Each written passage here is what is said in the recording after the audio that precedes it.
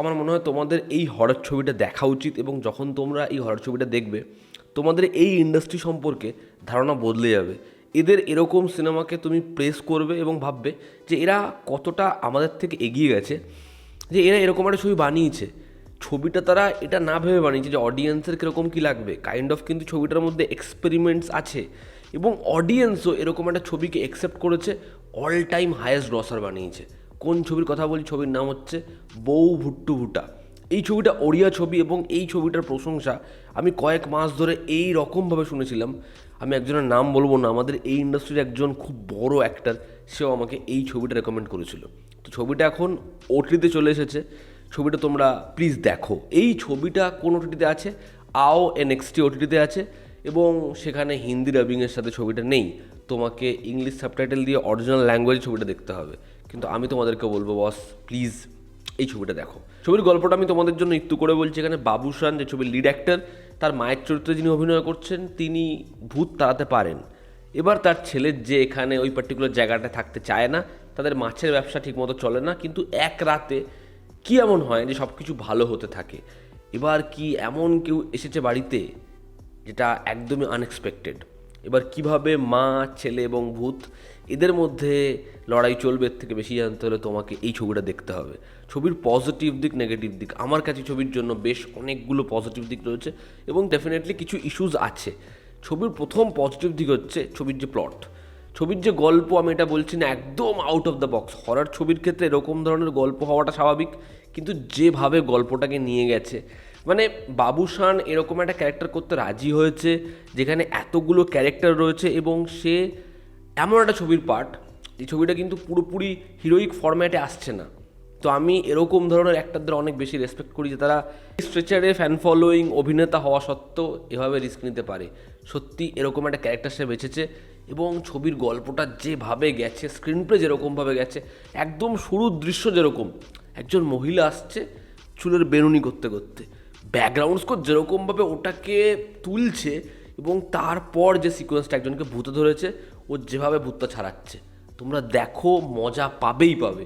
তো ছবির screen play সেটা সত্যিই ভালো, আইডিয়াটাও ভালো, যেরকমভাবে নিয়ে গেছে 15 মিনিট অন্তর অন্তর, 20 মিনিট অন্তর অন্তর সেখানে মজাও কিন্তু আছে, সেখানে রোম্যান্টিক ট্র্যাকও কিন্তু আছে, হিরোইজমও কাইন্ড অফ আছে, কিন্তু বিষয়টাকে যেভাবে নিয়ে গেছে না, স্ক্রিন প্লে সত্যিই ভালো। সেকেন্ড হচ্ছে এখানে পারফরমেন্স, বস যে মায়ের চরিত্র অভিনয় করেছে কি দারুণ কাজ করেছে। মানে সেই ক্যারেক্টারটার মধ্যে অনেক কিছু আছে, মানে শুধুমাত্র কিন্তু সে ভূত তাড়ায়, সে খুব সিরিয়াস একটা ক্যারেক্টার নয়। মানে পরের দিন সকালবেলাই তাকে যখন দেখবে তুমি অবাক হয়ে যাবে যে এই ক্যারেক্টারটা এরকম জিনিস করতে পারে। মানে যেহেতু সে ভূত তাড়াতে পারে, তার উপরে লোকের একটা বিশ্বাস আছে। এবার সে একটা শ্রাদ্ধ বাড়িতে গেছে, তাদের রিলেটিভ তাকে প্রচুর খাটাচ্ছে, এবার সে অজ্ঞান হয়ে পড়ে গেছে। এবার বলছে ভূতটা আমার গায়ে ঢুকেছে, আমার পা টেপো, মাটন নিয়ে আসো, মদ নিয়ে আসো।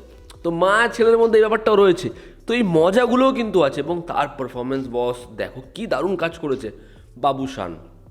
তাকে দেখতে তো ভালো লাগেই, তবে কিছু কিছু জায়গা যখন সে তাকাবে এবং বউ ওটা বলবে, দারুণ, জাস্ট দারুণ। আবার ইমোশনাল যে পার্টটা তার রয়েছে, তার পারফরমেন্স আনডাউটেডলি ভালো।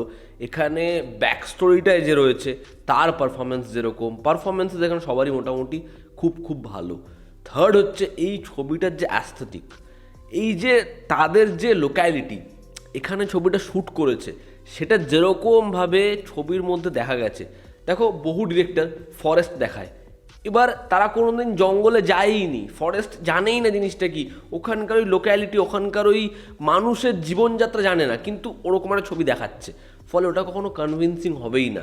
এবার এরা না ওই রুটটা থেকে বিলং করে, ফলে যখন ওটা দেখাচ্ছে না তোমাদের মনে হবে একটা মালায়ালাম ছবি দেখছি। ওর মধ্যে একটা অরিজিনালিটি রয়েছে যেটা এই ছবিটার মধ্যে রয়েছে।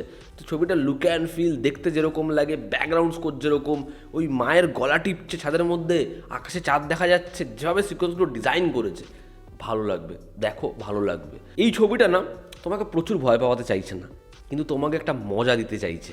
যখন ওই দরজাটা বন্ধ হয়, ক্যারেক্টারটা তাকিয়ে রয়েছে বা সব জিনিস ওপরে উড়ে রয়েছে, ওই চরিত্রটা বলছে আমার সাথে মানে তুই পারবি না, ওই সিকোয়েন্সগুলো যেরকম, ওগুলো তুমি দেখবে যেরকম ডিজাইন হয়েছে, মজা পাবে, তোমার মজাটা লাগবে। তো ওভারঅল বউ ভুট্টু ভুটা ছবিটা তোমরা দেখো, তোমাদের ভালো লাগতে চলেছে।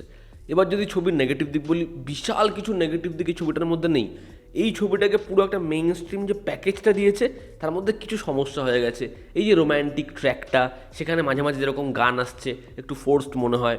ছবিতে যে ব্যাক স্টোরিটা, ওই ব্যাক স্টোরি, দুটো ব্যাক স্টোরি আছে। হ্যাঁ, আমার মনে হয় যদি একটা ব্যাক স্টোরিকে ফার্স্টে প্লেস করতো, অডিয়েন্স একটু কনফিউজ হতো, অডিয়েন্স তো আচ্ছা এটাই হয়েছে। কিন্তু যখন আবার আরেকটা গল্প আসতো এবং সেটা কানেক্ট হতো, অডিয়েন্সের কাছে আরও বেশি শকিং হতে পারতো।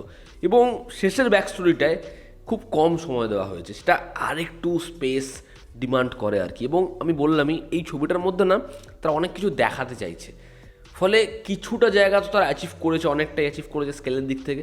কিন্তু এই ছবিটা কোথাও একটা কি আরও স্কেল ডিমান্ড করে, ফলত কিছু কিছু জায়গা তোমাদের মনে হবে যে এই জিনিসটা তারা পুরোপুরি অ্যাচিভ করতে পারেনি। কারণ আমরা এত ছবি প্রতিনিয়ত দেখছি, কিন্তু এই ইন্ডাস্ট্রি সাপেক্ষে, এই বাজেট সাপেক্ষে সেটা আমাদের এখানকার আচ্ছা আচ্ছা মেইন স্ট্রিমকে টক্করকে উড়িয়ে দিয়েছে। তো আমি বলবো এরকম একটা ছবি তোমরা দেখো, তোমরা জাস্ট দেখো। তো এই ছিল আমার ওপিনিয়ন বউ ভুট্টু ভুটা এই ছবিটা নিয়ে। তোমরা যারা দেখে নিয়েছো অলরেডি, তোমাদের কি রিয়াকশন জানিও। জনতা আমাদের পাশে আছে, আবার দেখা হচ্ছে। Take care.